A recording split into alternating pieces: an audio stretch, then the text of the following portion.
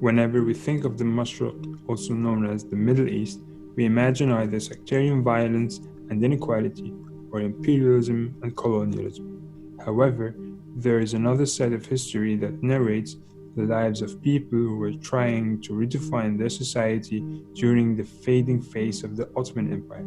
During this episode of the Cosmopolitan Shipwrecks, we will explore this history with our guest, Professor Ussama Makdisi.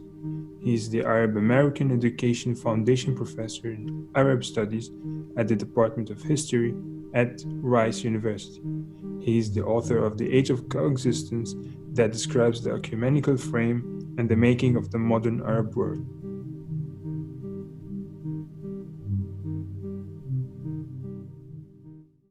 Greetings and welcome to a new episode of the Cosmopolitan Shipwrecks. I would like to invite Professor Makdisi and Arturo to our discussion. It's good to be here. Thank you. Yeah, thank you, Professor Makdisi, for joining us, and also thank Arturo for joining us as well. So in this episode we'll cover the Sectarianism, the Ottoman Empire, the Ecumenical Frame, and your book, The Age of Coexistence. So from your book, The Age of Coexistence, and the previous one, the culture of sectarianism in the communities, you try to paint a new picture of how the Arab world was during the post-Ottoman and the late stage of the Ottoman Empire. And the starting point was the beginning of the 19th century. Can you please first help us with the picture? How was the political spectrum at the beginning of the 19th century, and what were the forces that were in competition in that region at that time? Yes, I mean, so basically, to make a very long and complicated story short, in essence, the history of the Ottoman Empire, as most people probably know, is a history of a vast multi-ethnic, multi-religious, multi-linguistic empire in which before the mid-19th century, there was no concept of secular equality or citizenship. There was, of course, many different forms of discrimination. There were different privileges accrued to different groups, communities, sects in the Ottoman Empire, which was sort of constructed in such a way that reinforced the authority, the absolute authority of the Sultan, the Ottoman Sultan located in Istanbul. And so this was an empire without equality, but yet an extraordinarily rich empire that is often referred to in the Western literature as the sick man of Europe. But that sort of, again, is a stereotype that obfuscates and covers up the richness, the complexity, the contradictions of this empire. But it was an empire that had Muslims, Christians, Jews, and many different kinds of Muslims, Christians, and Jews in this empire. But of course, it was an Islamic empire that privileged Islam ideologically and legally over all other religions. If I may interrupt there, it's interesting that the Western political commentary on the Ottoman Empire was to call it the sick man of Europe, because more recently, during the scandals and the accusations towards countries like Greece because of the EU financial crisis, all the financial economic journals were referring to Greece as the sick man of Europe. So this language has pervaded across time. Yeah, well, and of course, the irony is that Greece was, of course, part of the Ottoman Empire. And so there's that aspect as well. But yes, I mean, the idea of the stereotype of the East and of the Orient and the constant sort of, especially by the beginning of the 19th century, the constant looking down on the sense of supremacy and superiority over the Orient was without question part and parcel of the general, I would say, European Western optic for looking and judging the Orient, including, of course, the Ottomans. Mohammad, yes.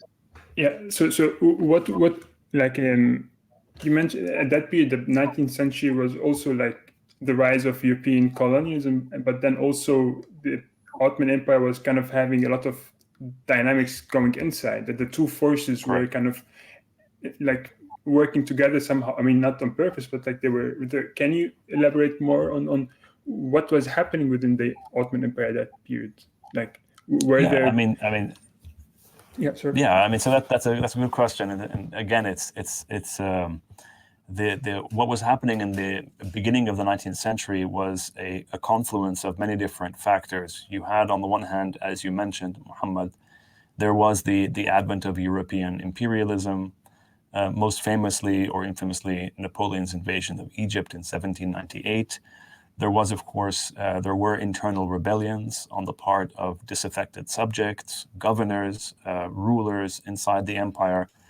There were all these crises inside the empire, as well as external pressures. And then, most of all, especially in my book, I focus on this, there was the Greek War of Independence, or the Greek Rebellion, depending on from an Ottoman perspective, that really shook, in a sense, the ideological foundations of the empire in the beginning in the 1820s, because both the European powers intervened on behalf of the Greeks, and it sort of, in a sense, introduces or was a major factor in introduction of this idea of an ethno-religious nationalism. Even though, of course, that nationalism in the case of Greece took time to develop, it wasn't just born ready. It took time to develop. It had its own contradictions, but it was nevertheless a challenge to the Ottomans. That, together with the rise of Muhammad Ali in Egypt, these are details which people may not know about, but the rise of a rebellious governor in Egypt, the Greek War of Independence, European pressure, all made clear to the Ottoman state that the old imperial system was unsustainable, and that something had to be done to reform the old imperial system if there was to be an Ottoman Empire in the 19th century. So those are sort of Western imperialism on the one hand, local rebellions on the other. This is very, very interesting, of course, because I mean, contrary, the image of the Ottoman Empire in the West, of course, is much more extreme than as you just put it. I mean, the perception of it. And I've traveled a lot in Greece and in Bulgaria, for example, where there's a hatred and a memory that goes very deep and very way back among the most ordinary people and even the most educated people towards the Ottoman Empire. There's a general idea, which of course smacks immensely of propaganda, that they say that this empire created nothing, that it was not a creative culture or a creative civilization. And on the other hand, many words that they use come from Turkish and the coffee, and many customs, or also in Greece, when they refer to an official document, they say kitab, which is a word that traveled through, it's a word that they got from the Ottomans. So how would you present a nuanced view of the history of the Ottoman Empire if you were to give a lecture, for example, in Bulgaria or in Sofia or Athens? Yeah, I mean, I mean, the way I would do it, of course, would be the way I would do it anywhere else, which is to say that one has to talk about the Ottomans in different phases. There's no one single Ottoman history. There is, in other words, a profound difference between Ottoman imperial rule in the 17th century, in the 16th century, and in the 19th century. And so I think it's important to distinguish between an Ottoman Empire and that very clearly it was an empire. In other words, resources are being extracted from the provinces and being directed towards the center. And so you can understand why people in the provinces felt the way they feel about the Ottomans at one level. On the other hand, it's important also to question and push back against nationalist myths everywhere, whether in Bulgaria, Greece, the Arab lands, or in Turkey itself, about the Ottoman experience. In other words, there's no uniform single Ottoman experience. There is, if I had to summarize, I would say there is a history of coexistence before equality, which was variable, and again depends on which location we're talking about, and after the principle of secular equality in the mid-19th century, which is what I really focus on in the book. So I think the idea, again, to answer Arturo, your question, is to say delve into history and be prepared to accept contradiction without actually trying to make history, a uniform thing, one thing or the other. That's what I would say. And you tried you tried to talk about coexistence, but you also try to remind us every time in the book that we should not also romanticize it. It was a reality, but we should not romanticize it. Can you elaborate more? How would you define this coexistence? Yes, I would say, first of all, the problem is the word coexistence today has been abused so much by different groups, countries, states, empires, and so on. In other words, people use coexistence in the case of Lebanon today. The word in Arabic, you're from Muhammad, the idea of coexistence is often referred to as, or is assumed to mean coexistence between communities, as opposed to between individuals. And in other words, the communities are privileged over secular citizens. And there's a fundamental problem in that idea of coexistence. There's also the idea of coexistence, meaning that you tolerate people who are different, but you're not really the same. You're fundamentally different, but you tolerate them. So it's the absence of hatred or absence of conflict, actually the absence of conflict without active enmity. But that's a completely unsatisfying definition of coexistence, because coexistence can mean actual political solidarity, it can mean social commonality, it can mean linguistic fellowship, it can mean all sorts of different things. The point about coexistence is to say it can describe a historical reality, but we have to just make sure that we accept the fact that it is dynamic, it's not static. And there's a fundamental difference between coexistence before the 19th century. In other words, before the idea of equality and citizenship came to the fore, and after. So what I think of when you make this analysis of about coexistence, the problem of a very static idea of communities in their incubators, which is often presented in Europe, that's presented as multiculturalism.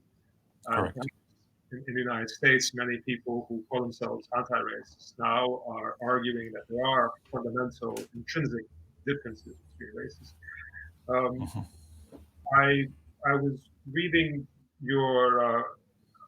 one of your articles talking about the promotion of sectarianism by the United States as occupier in Iraq, where a general who admitted that he didn't know what he was doing, Bremer III, so it sounds a bit Napoleonic, but that he was promoting a governor. Different, a governor. He was promoting different cantons of identity. Was this in any way related to not just old ideas about old prejudices towards the Orient that have gotten worse in the United States, but also an idea of groups as static, as a kind of American identity politics imposed on the Iraqis? Well, I would say it's American. I would say it's U.S. imperialism imposed on Iraq for sure, and I think it's also. I think there's fundamentally this sort of racist, Orientalist, ignorant view. I'm not talking about Bremer alone here, because I'm not that interested actually in Bremer himself or the American, because they're so uninteresting intellectually. But they're so banal. In other words, what they say is so wrong and so absurd. But the idea of there's this fundamental problem. I think it's not just U.S. colonial or imperial administrators. It's also a much more widespread problem, which is that when we think of diversity in Europe or in the United States, we think of that as something that is amenable to commonality. In other words, you can have diversity and you can have commonality. That these are in tension perhaps, but there's at least some sense that you can be Protestant and Catholic and Jewish in Europe, in France, for example, and you can be French. And there's no intrinsic or inherent problem in that today. In other words, I'm not talking historically today, I'm saying. And in America, you can be Protestant and Catholic, and there's no issue, or you can be Latino, black, white, and so on, and you can be American. But when it comes to, although that, of course, now we see how that's been, now when it comes to the Middle East or the Orient, there's always this assumption, and this is what I push back against most strongly, and it's not just me, of course, I think it's most people who care about the region and who know the region. There's this assumption, and an incredibly Orientalist assumption, that religious diversity automatically equates to sectarianism. That, in other words, pluralism equals sectarianism, as opposed to it being something we should be proud of, something that's part of our history, that's something that's part of our culture, something we should study in all its complexity. We're always on the defensive, as if to explain that religious diversity in and of itself does not equals political sectarianism. I think that's what I'm trying to push back against. Your essay, somehow in parts of the world. Go ahead. Reading your essay, it was an eye-opener to see the argument that the argument you are making is that the Ottoman Empire at some point decided that it needed to change internally in order to survive as a culture, and needed to recognize and include a form of pluralism, but it was at that stage just a little too late, and many new forms of ethnic nationalism throughout the empire were rising up.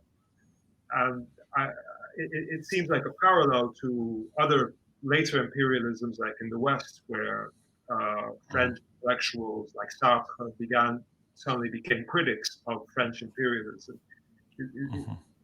Was there a similar process or emergence of critics of Ottoman imperialism who were critics themselves in the Ottoman Empire? I would say there were Ottoman critics of Ottoman politics and of Ottoman political structures. I think, and I wouldn't say it's too late. I would say it emerged. The point is, when you say too late, you're already essentially giving away the ending.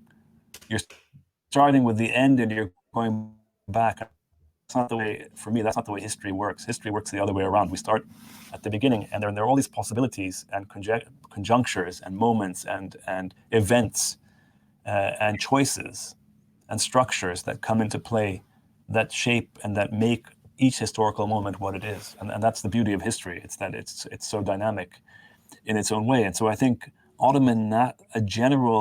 secular Ottomanism was one option. There were, of course, as you mentioned, there were ethno-religious nationalisms, which were other options that some people chose.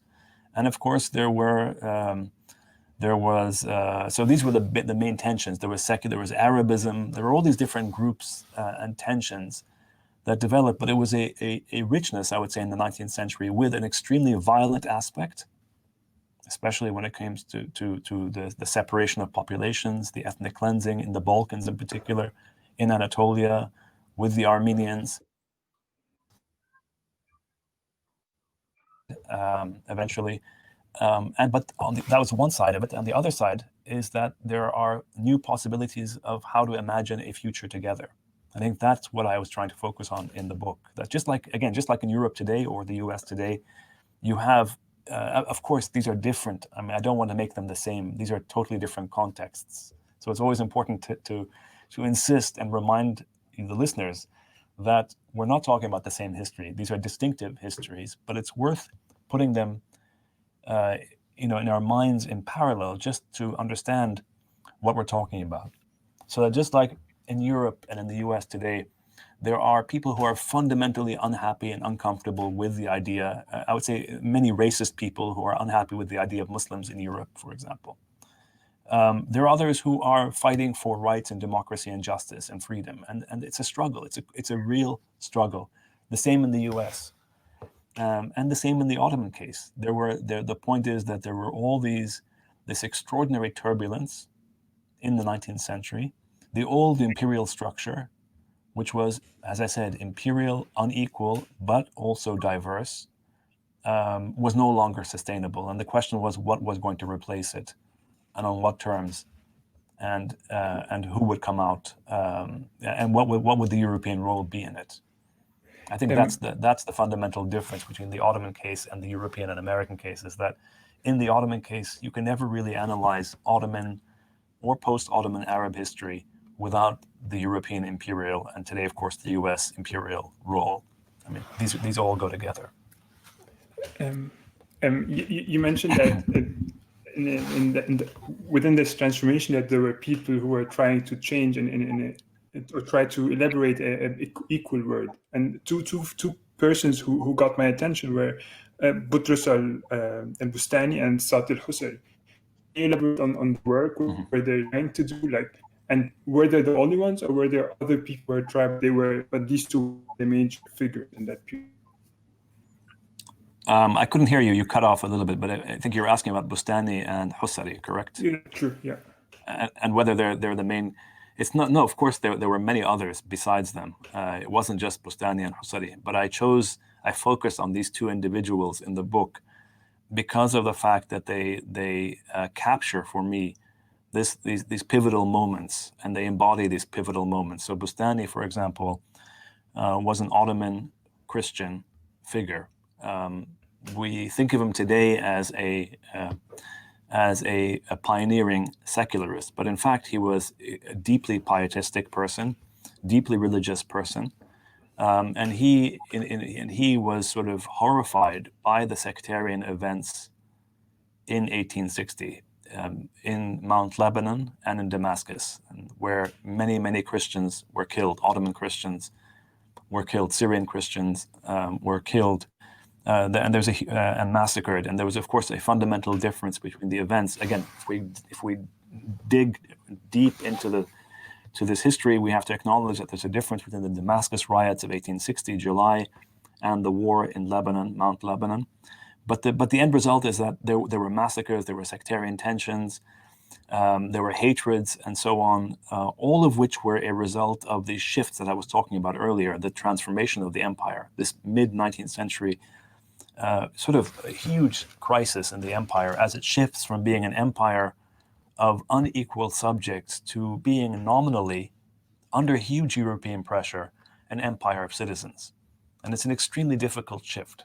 Again, and it's not just in the Ottoman case, in every instance, any polity in the world that goes from old systems of discrimination to new forms of citizenship, it's always a struggle, especially in diverse and almost always in diverse polities. So the same, I make this part of the point of the book is I draw parallels between the US case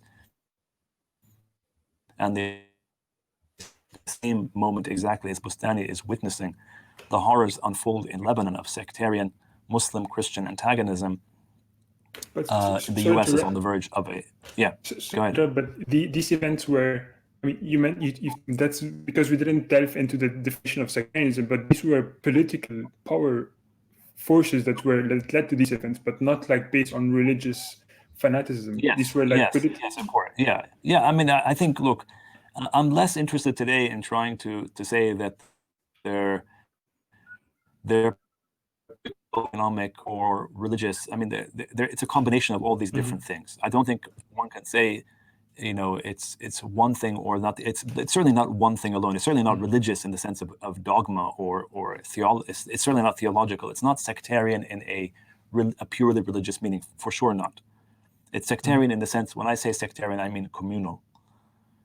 Communal as in group sort of hostility, which of course has to always be interrogated, because within that group there's diversity, and some people fought, some people did not fight, some people protected, some people killed, some people, and so on. So again, always historicized, always contextualized. But my point in all this is to say is two things. One is that Bustani was witnessing the horrors in the Ottoman mid-19th century. As the empire crumbled, or at least weakened or transformed, there was one way, which was this exacerbated sectarian tensions, and it exacerbated political tensions, economic tensions, but sectarian tensions as well. Halfway across, on the other side of the world, the U.S. was on the verge of a civil war, precisely over a monumental shift. And so the idea, what I was trying to say in the book is that when we think of Bustani, we have to think of these two things. One is that what was happening in the Ottoman Empire is distinctive, but by no means is violence unique to the Ottomans, that's for sure. I mean, the scale of anti-Black rioting in the US and violence and racism in the US in this period vastly dwarfs anything in the Ottoman period. So I think it's important, and I say that just because I want to, and let alone European colonial racism towards the colonized peoples. So my point to say this is not to deny what happens in the Ottoman case, but to insist that when we talk about the Ottoman case, we bear this in mind so as to avoid judging Islam and Muslims as somehow deficient, because I feel that's what always happens. We end up focusing on the Ottomans and we exceptionalize them and we make them peculiar, we make Muslims, we sort of Orientalize Islam and Muslims, and we don't have a human, global, secular perspective. So I think that's really, really important. And as far as Bustani, to go back to Bustani, if I may, the point about Bustani is he saw these sectarian horrors in his homeland, and he realized that there was a choice. Some people are going to go with the maybe we could say the easy route, which is to say to give into hatreds, to give into sectarian antagonism, to give into the thing that doesn't require much thought. And he said that there has to be an alternative way based on our history and our culture. And so he developed and he built, not only did he plead for coexistence in a modern form as equality, but he also built the first ecumenical school. In other words, a school that I'm not aware of, where Muslims, Christians, Jews, people of all sects were to enter into the school, be taught their own religions as essentially equal building blocks of a multi-religious modern society that in Bustani's view ultimately would separate church and state, precisely because he believed to be really pious, you need to have complete freedom from the state. The state shouldn't oppress you and dictate to you what you should or should not believe. And so he's a profoundly important figure, and he develops this ecumenical school, which he called a national school, but it was inclusive. Mm-hmm. Of course, it was elitist, and there was all these problems with it, which we can delve into. But the point is that it was quite different from an ethno-religious, nationalist, exclusivist model, which says that, if you're Greek, you're not Muslim, or the opposite. If you're Turkish, you're not Christian. And so Bustani's ecumenism was really, I think, profoundly important. So that's why I focus on him, because it's a model for so many different people in the Arab East to think of an inclusive form of national affiliation under an Ottoman rubric. I think he was really an important figure in that sense. And what were the forces that kind of forced this project to fail? Like, what were the different forces? Were internal within the Ottoman? I don't think the project failed at all. I think, in fact, it actually lays the foundation for the ecumenical frame, in the sense that this Bustani's project could not and would not have been possible without the transformation of the Ottoman Empire itself. In other words, it's exactly at this moment as the Ottomans are shifting from being an empire of unequal subjects to being an empire of nominally equal citizens. It's in this shift that Bustani opens his school, his ecumenical national school. That's sort of in concordance with the Ottoman state shift. So he wasn't anti-Ottoman. He depended on the shift in the Ottoman Empire, and he gave it, I would say, the most ecumenical, the most positive interpretation. Do you see what I'm saying? This is what I'm saying. So I don't think he failed, because he creates a culture that I think is still with us all around us, in Lebanon, in Syria, in Jordan, in Palestine, and so on. In other words, the idea of that you could be Muslim and Christian and for a while Jewish, you could be all these things and belong to a common political culture. Yeah, that's true. I don't think that failed at all. I think that's the beauty of it. Yeah, that's true. My fault. I shouldn't have used the word fail. It's maybe hindered. Maybe it's a better word. But then there was a difference between what was the difference between the Mashriq, or the now Middle East, and Butrus Al Bustani and the Ecumenical Frame? And in the Balkans, were there big difference, or were there also movements similar in the Balkans in that period? Yeah, that's a very good question, and that's again part of the issues I deal with in the book. I think what I argue in the book, or what my sense of it is, and this is of course an initial interpretation. So I'm happy to amend it, to change it, in dialogue with scholars who specialize on the Balkans. But the idea that I thought of, I noticed, is that in the Balkans and in Turkey itself, what happens is that, so this is all part of the same empire. Greece, of course, secedes or becomes independent early on, or at least a part of what is today Greece. And in the rest of the Balkans, what happens in the 19th century is that the reforms of the Ottoman Empire, they have two sides to them. One is this, you can think of it as a secularizing ecumenical side that emphasizes non-discrimination. The other side, however, and I talk about this, is state violence and centralization. And sort of the idea of sovereignty and protecting sovereignty. In the Balkans, it's the sovereignty, state violence that comes to the fore, and that overwhelms what we could call the positive aspects of the Tanzimat, the non-discriminatory aspects of Ottoman reform. So ethno-religious nationalisms come to the fore, and they force different populations and different peoples to choose. If you're Christian, you're on one side. If you're Muslim, you're on the other side.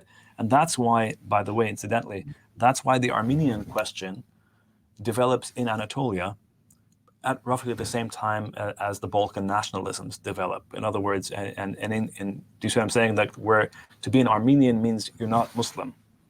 And then Turkish nationalism also develops.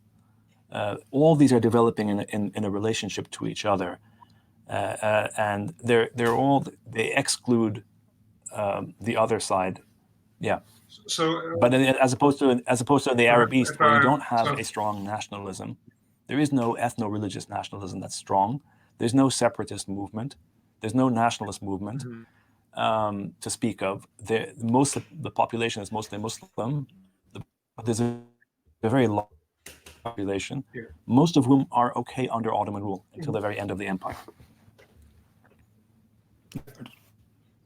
Well, Islam was the principle of citizenship in the Ottoman Empire, and the more Christian groups and what became nations closer to Europe more earlier under the spell of the idea of the nation state than the Arab nationalists, who I presume, a little bit after Greek nationalists, but I'm not sure. But my interpretation of the literature of yours that I read was that it did not resemble the Civil War in the United States so much as the Reconstruction era, because there was an attempt at reformism in the Ottoman Empire, but that inevitably led to resentment towards many people, Muslims, that too much was changing too quickly, and new minorities were gaining rights. And so there were not merely the popular uprisings of Greeks, but also uprisings of angry citizens who did not want Greeks or Christians to have the same rights. And these pogroms were interpreted in the West as an official policy. Was that so I talk about that in the book. I would say, first of all, it's important not to generalize about all Muslims or all Christians as such. It's really important, and I insist upon this point because it goes to the heart of my entire approach to this, which is to say, yes, there were in the mid-19th century. So I talk about the Damascus massacre of July 1860, which occurred, exactly as I've said before, in the midpoint of this transition during the so-called Tanzimat, or the Reformation of the Ottoman Empire. You could call it the Reconstruction if you want to push that metaphor, the Reconstruction of the Ottoman Empire. And yes, there were some subjects, Muslims, who were unhappy with the Reformation, or with aspects of the Reformation. But you have to remember a couple of things. One is that there were many others who were okay with it, and then there were most people just when they weren't actively for or against. Frankly, I think we need to find the evidence for all that. And then when a massacre did take place in July 1860, you have to look at many different reasons, and historians have looked at economic reasons. They've looked at the political reasons, as in European colonialism. They've looked at the decline of trade.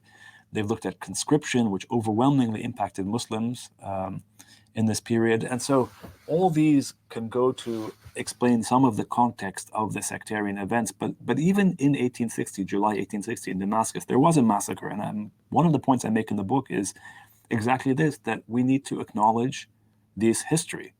We need to not cover up the fact that there was a massacre. We need to not pretend that this wasn't significant, because it was significant. On the other hand, there were many Muslims who protected Christians in Damascus in 1860. And more to the point, the most important point for me is that after 1860, the state wasn't involved in the massacre of 1860. It was, you could think of it as, in a sense, a mob action. Like the state lost control. You could even think of it as a rebellion, a subaltern uprising or rebellion against these reforms that were coming from on high in a completely sort of top-down manner, imposed on a population without any explanation, in a time when the empire itself was going through all these economic, political, and social transformations. Yes, there was a reaction. I wouldn't call it it's not a state-sanctioned pogrom of minorities, because that's simply not what happened in Damascus in 1860. That's why I compared it to the South after the Civil War, when but even then, no, because I think it's important, because the South after the Civil War is a place. First of all, you're talking about, you mean in the period of Reconstruction, I assume you're talking about. But remember, the South, we're talking about before Jim Crow. Okay, but nevertheless, so in other words, the period of radical Reconstruction, yes, when the South was occupied by Union soldiers. So in the sense that, but I just think it's important to understand that, then part of what I try to argue in the book is that Muslim Arabs have not been given, I mean, again, now here I'm going against what I said earlier, because I'm going to generalize a little bit, but I'm happy to be pushed back on this, and but it's important to understand that there wasn't a sense on the part of Muslim Arabs of a biological supremacy over. I mean, it's simply not. It's not the same thing as what you had in the South, in the U.S. South, where you had this extraordinary racism and white supremacy, which was such a part of American culture in the 19th century. So I think it's important to understand the differences between this, because Bustani's whole project is the idea of saying, okay, there's a massacre, there are these tensions, there are real problems we have. There are genuine problems, there are contradictions. What does it mean to transform an empire of unequal subjects into an empire of citizens? What does it mean to be a citizen? What does equality actually mean? What is the role of Islam in the public sphere? What is the role of Islam in statecraft? You see what I'm saying? These are real issues that were debated, and there was all sorts of tensions. But in the Arab East, by and large, there weren't massacres of Christians after 1860. My point is, 1860 is a major massacre, but it's also one of the last instances of that kind of sectarian mayhem in the Arab East in this period. So it seems like in the period. Sorry. Go ahead. So it seems like these efforts of a reformer like Bustani have a much more modern attitude, or modernist attitude or mindset, than those who came later. For example, Pan-Arabism or Ataturkism, because these forces found a certain strength in homogeneity. Correct. But I wouldn't, again, I would say there's a difference between Kemalism or Ataturk, yes, Mustafa Kemal in Turkey, and that form and Arabism. I think there's really a difference. I don't think they're the same kinds of projects. And I think they're all modern. The point I'm trying to make is that they're all modern. They're just different interpretations of modern. There's no such thing as one kind of modern. Of course, but Nasser, for example, did not favor a large Greek minority being influential in the culture of Egypt without letting go completely of their Greek culture, and with similar posture to other minorities. This led to a lot of emigration. Correct, but in the context, again, you're absolutely right, but in the context of colonialism, in the context of, you know, an anti-colonial sort of moment. So it's also important, and it's also a financial and a class issue, and not just a religious or sectarian issue. So I think it's important to equate, to remind yourself of those points. No, I do, and I noticed that in your article you are also critical of certain mistakes made by the anti-colonial movements. You point out the anti-colonial movements, they generalized all too readily, and they were all too eager, this is my interpretation, to create a new mythology that this coexistence which you see emerging.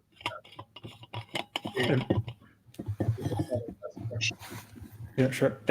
Just maybe to continue on the individuals, Butrus Bustani and Saad al-Husari, that, I mean, both of them were trying to approach education. So Butrus Bustani was trying to build a school, and Saad al-Husari was trying to develop a national programs. But then why were they hindered? I mean, and is it a big difference? Hindered. Yeah, and is it a big difference if it's a, like, education, how I see it, it's a bottom-up approach, whereas the state, when it's started to change and do reforms, it's a top-bottom, with that to be with the time span is quite short, and the forces will be just stronger and stronger that oppose it. Is it always that case, or no, that should be a group who would come from above and try to change and reform? Yeah, I don't think there's a single answer as such. I think it depends on again, the context. I mean, sorry, I always give the same answer, but I believe this. In other words, you're right. Bustani is, in a sense, you could think of it as in one sense from the province up. So he was long before the imperial center, he had come up with this idea of ecumenical education, which of course is tied to his missionary background. He was tied to American missionaries. He was himself a convert from Maronite Eastern Catholic Christianity to Protestantism, but he broke with the missionaries because he saw that the American missionaries wanted to also build schools in the provinces, but their goal, of course, was to convert everybody to one faith, and they were extraordinarily intolerant of religious diversity. In other words, for them, religious diversity was simply an obstacle to the ultimate goal of conversion, of making everyone the same, like them, where they would be the leaders and they would be the embodiment of the future. That was the missionary sort of idea. And Bustani broke with that because he was totally okay with the idea of having there be religious diversity not being an obstacle, but in fact being the basis of a national community. So he faced obstacles in the sense that there were other schools opened at the same time or just after him that were for one community. So Islamic schools, or Greek Catholic schools, or Greek Orthodox schools, or Jewish schools, or whatever schools. In other words, all sorts of other schools, or Maronite schools, schools that were communal in nature, that were only intended for one group. You see what I'm saying? So yes, in that sense, there was tension. And there was also tension of the state itself, which opened an entire educational system, the Ottoman state, even though it was bankrupt. It opened an entire educational system, a state educational system. But of course, the purpose there is to indoctrinate, to make docile or obedient citizens. So the idea was not ultimate. Yeah, as opposed to Bustani, who's working at a different level entirely. And you see this, go ahead. Excuse me, I want to just change the subject for a moment from this one figure of Bustani. So on a more personal note, Professor Makdisi, how did perhaps a childhood or teenage awareness of yours of the civil war in Lebanon, how did this in some way push you or stimulate you intellectually to embark on this project of the examining coexistence in the Ottoman Empire? And also, we're curious for just some aspect of your experience of the Lebanese sectarianism, civil war, and this system, which is a very notorious or fascinating or perplexing system in the world. Everyone looks at Lebanon. Some people say it's the Switzerland of the Middle East. Others, strangely praise this French legacy. But yes, I don't know if that's. Well, again, the answer is, that's the answer is that everyone or many people think of the Lebanese civil war as a sectarian war, as a religious war, and I knew at the time growing up, but I certainly know now even more so, that it was never that simple, and that it was much more complicated than, and in fact, it was never a religious war as such, in that sense.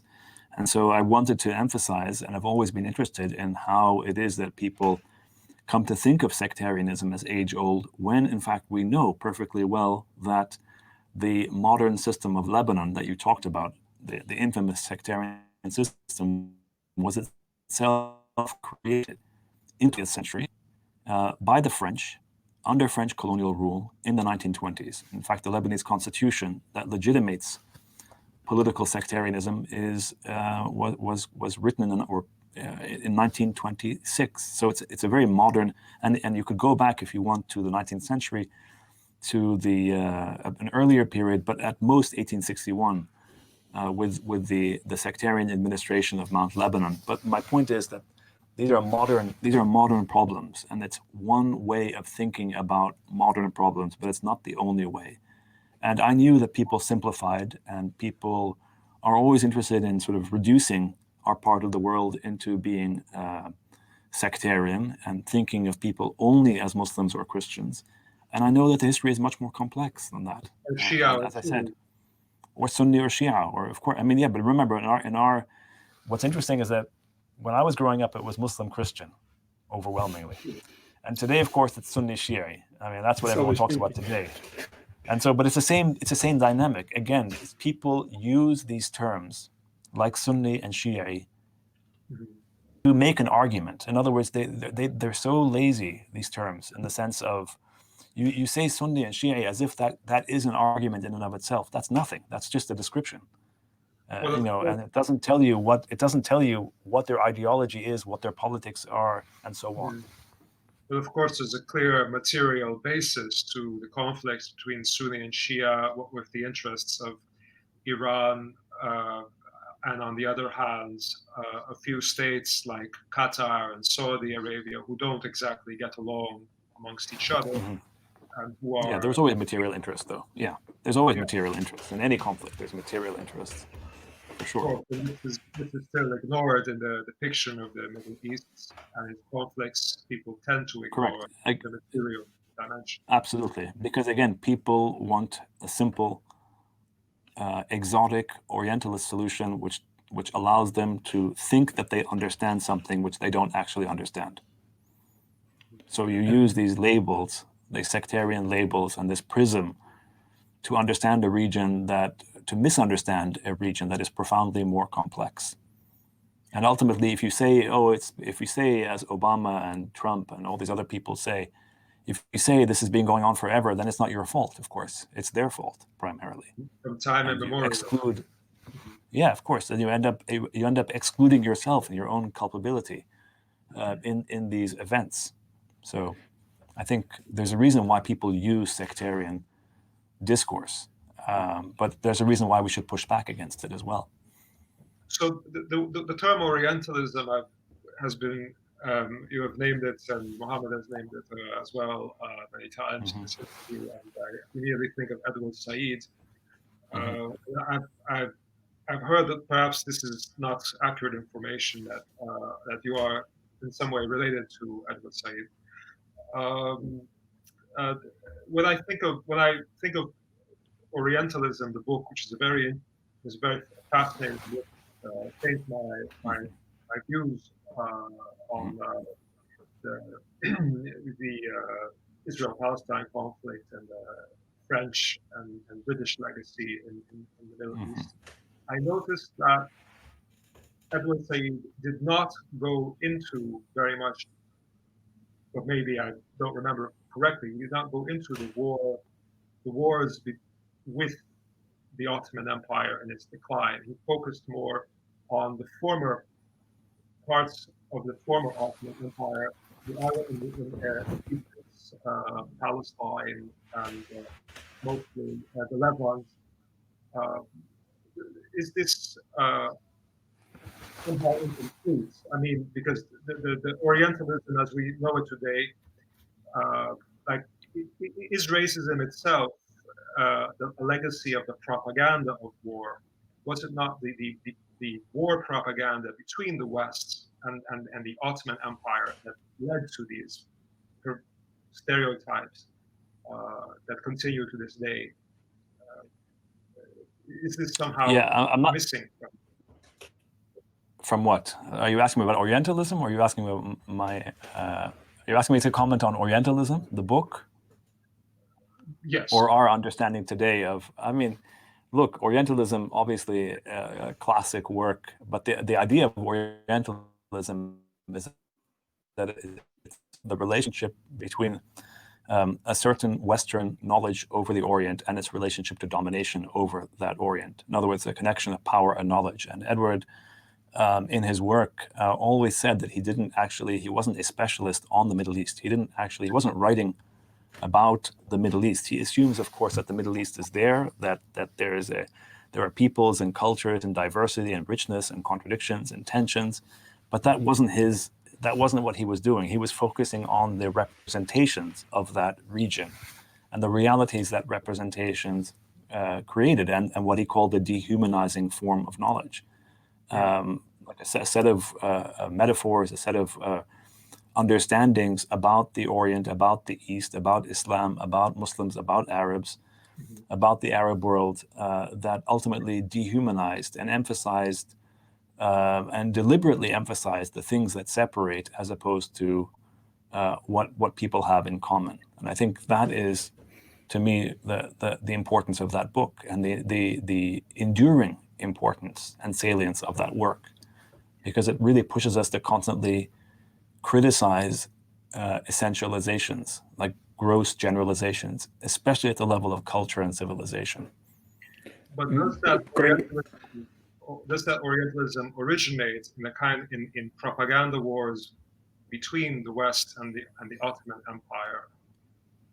I mean, again, you're asking me what his thesis is, that modern Orientalism begins with the French conquest, in his view, of Egypt in 1798, and is part and parcel of a Western imperial, British and French imperial or colonial relationship and domination over the Orient, that eventually the United States takes over and continues until this day. It's not so much tied into a propaganda war per se with the Ottomans as such. I mean, that may be a subset, but that's not the primary motivator of, because the whole point of Orientalism is that what people in the East say or do is sort of, in a sense, immaterial to the coherence of Orientalist discourse. Can I also go in the same direction when hegemonic culture that came with the colonization, that there was a de-Arabization of the region? So I remember when I was a child in Lebanon, like, it's kind of become normal that Arabic is like a language that someone should kind of push it, try to speak in different languages. Like, how important is that for the region to remember its heritage, not by going to a reference point like Lebanese might say we are Phoenicians, like what does this bring, but this space of time that was kind of forgotten, or this, as you said, the coexistence. How important is to reflect on that period, to try to find solutions to the current problem? Well, clearly for me, it's hugely important. It's vital. It's important. Precisely because I think it's one of the most cherished and for me evocative and beautiful aspects of our past, and in fact in many ways our present as well, insofar as we have remnants of that or evidence of that. In other words, a history, a culture of coexistence, where one can be in its most beautiful sense. The idea of being Arab is an identity that actually is just as applicable to a Muslim as it is to a Christian, as it is to a Jew, in its most beautiful and capacious and liberated form. That doesn't mean, of course, to go back to what Arturo was referring to earlier, that in some versions of pan-Arabism, especially when they get co-opted by the political parties that become stagnant and corrupt and vicious and anti-minoritarian and so on, yes, those are horrible expressions of Arabism, but that's one aspect. The other aspect is a history that we need to come to terms with, that there is something quite astonishing about the idea of Muslim-Christian coexistence in the Arab world in the modern period, in other words, 19th and 20th centuries.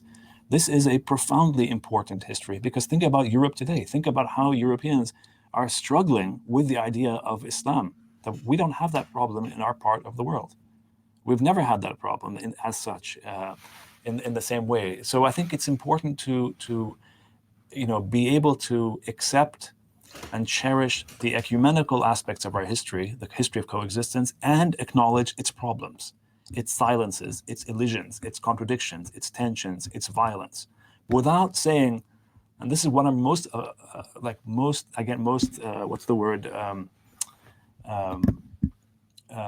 upset by, without having Arabs or people from the Middle East say we have failed, we are backwards, we are sort of somehow inferior. It's absurd. Just look at the US today, look at Europe today, look at the US, we were talking about this earlier, and the phenomenon of Trump and what he represents and the violence that he represents and the racism and so on. Right. And that in every country in the world, in every society in the world, there are these kinds of problems. But in our part of the world, to be fair, if one has to acknowledge, one has to say that we don't have, in other words, Muslim, what Arturo was referring to earlier, the reaction to reforms. It's not that we don't have, there's never been a Jim Crow reaction in our part of the world. I think that's important to acknowledge and to insist upon, so that people don't come to us from the West and tell us, you are backwards, you're inferior. It's not like that. It's not that simple. And I won't accept that kind of judgment, because it's not accurate. And ultimately, what I don't want is to have Arabs or people from the Middle East, it could be Kurds, Arabs, Armenians, Turks, it doesn't matter to me who they are, but people have an inferior sense of themselves because they've internalized these tropes that somehow our part of the world is sectarian and forever sectarian, whereas the West is somehow better. I just don't, there's a relationship. There's a relationship between these different parts of the world. Well, we see a great deal of fragmentation today, wherever in the West, in the United States and in Western Europe.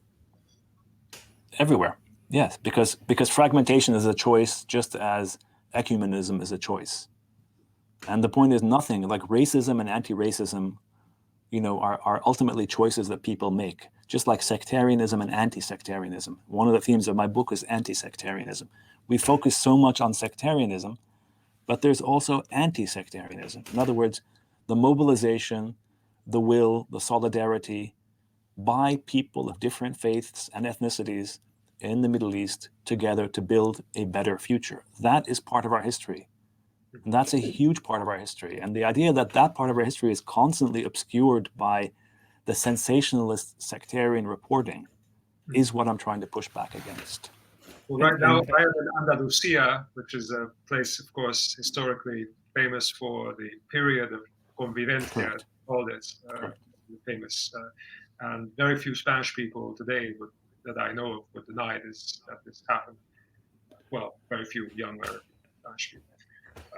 And so, do you think, like you mentioned in the beginning that the definition of citizenship, you mentioned also, or I would also say that now we're in the 21st century, we had mass migration, we have different, this dynamic societies being always in continuous development.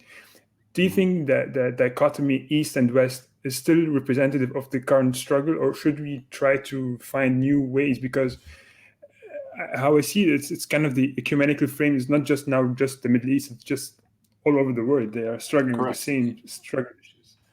Yes, that's exactly. I agree. I totally agree with you. And no, I don't believe in terms like East and West as such. Certainly not terms that can be used and accepted as such You have to use them to interrogate them, to question them, to push back against them, especially when they're used in a divisive,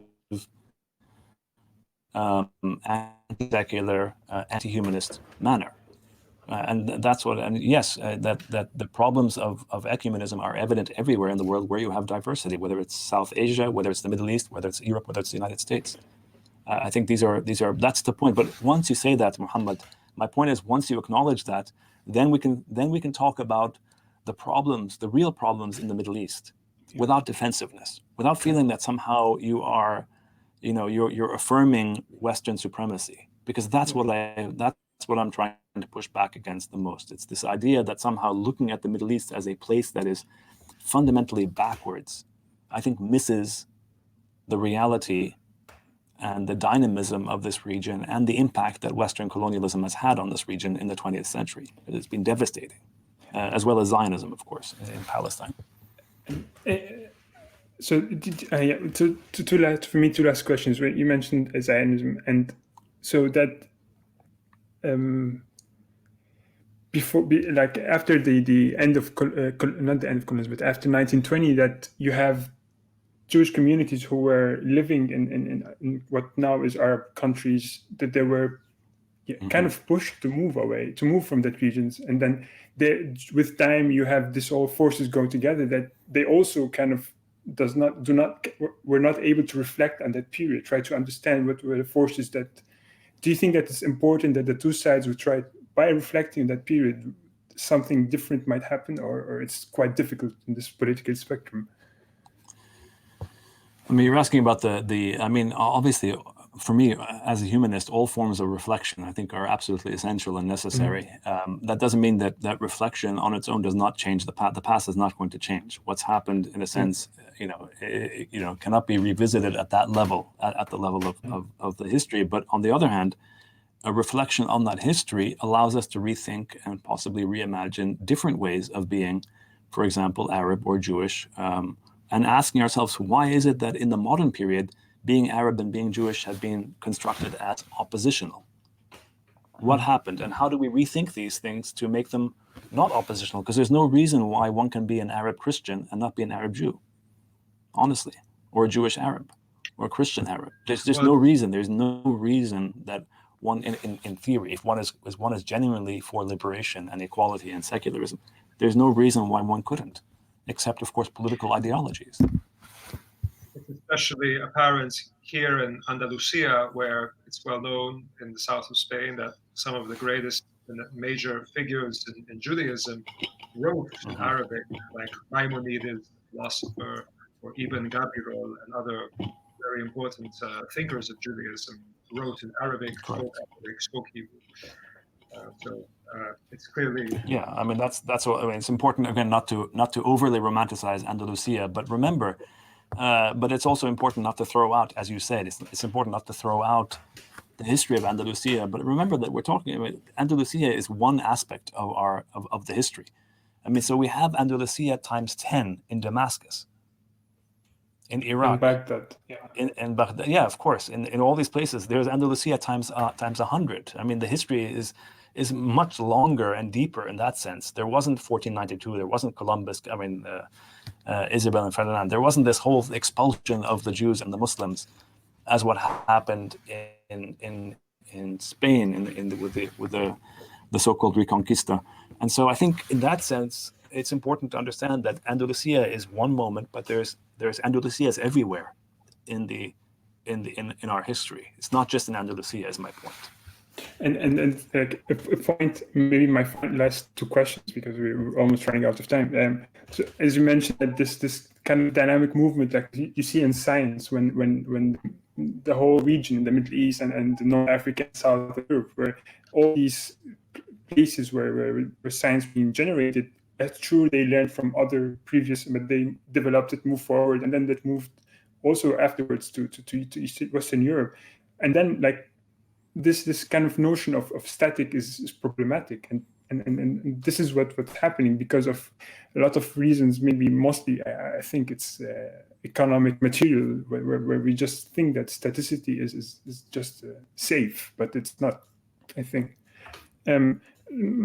last question, that regarding history as a subject in schools, do you, like when you look at the news and in all the teaching programs, you see like math and science are the important stuff that you have to be, but no one talks about the humanities and history as an important subject. Do you think an education program should also put emphasis on history and social sciences? Well, yeah, go ahead. Go ahead. Oh, if I may add to Mohammed's question, conversations I've had recently with scholars and academics who are from North Africa or the Middle East, they tell me there's been a kind of shift in what universities, especially in Europe, emphasize as important. So there's no longer a bachelor's study on offer of modern Arabic literature where you read Mahfuz or where you read modern Arabic poetry, but instead of that, they study fatwas from the 18th century, or a study very much oriented towards religion, and particular obscure religious figures and obscure religious bureaucratic type of fields. So this sounds a bit this strange and disturbing shift, which sounds like the Cold War. Mohammed's question made me think of that, and I wonder if you have what you could. Yeah, I say I don't know enough about the situation in Europe as such, but I wouldn't be surprised if there's a fetishization of Islam in Europe, and this is something that Aziz Al-Azmi has focused on and talked about a lot. The over-Islamicization of Islam, he says in his work, that there's so much emphasis on that to the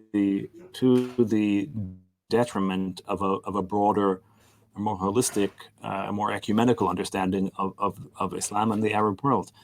So that's one answer. But in terms of the question about history, yeah, go ahead. Sorry.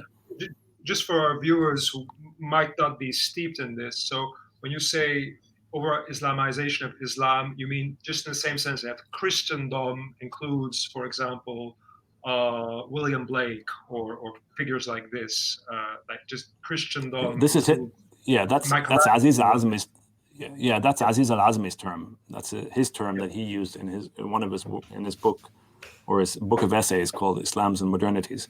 And the idea, yes, precisely that there's so much more richness and diversity and secular aspects in what we refer to as a monolithic culture that misses it precisely by emphasizing the narrow religious frame. So I think that's important. The other point, to go back to Muhammad's point about history, is that yes, on the one hand, we're always told that sciences are important and crucial, and STEM, as in science, technology, engineering, maths, and so on. These are all the important subjects. On the other hand, where we see wars, culture wars, are always over history, and over historical narratives. And so I don't think it's not that, I think they're profoundly important. It's just that they're in academia now, they're devalued because you don't make money right away by studying these things, yeah. And they're not tied in the same way to the kind of endeavors that tell students. I mean, there's a problem in the fact, as I said, I told you at the outset, that we have students here who invest a huge amount of time, and in the end, they're not even guaranteed a job with a PhD at the end, and that there's a crisis in academia. And so, but history is profoundly important because it's ultimately about how we understand ourselves, how we understand our location in the world, how we understand others, and what resources we ultimately decide to put in X or Y. So I think it's really important. I think, I mean, for me, I think we're ran out of time. I don't know, Arturo, if you have last question, or Professor Makdisi, if you have anything final to say. Just keep historicizing, never accept generalizations. That's what I would say. And above all, realize that there's a profound, rich, dynamic history in the Middle East, in the Arab world, in the Arab East, that deserves an empathetic telling. Honestly, that's my point. That's just great. Yeah. So I would like to thank you, Professor Makdisi, for joining us and giving you from your time, and also Arturo for joining us, and John running the background. Thanks. Thank you to all of you. Thank you to each of you. Thank you all. Good evening.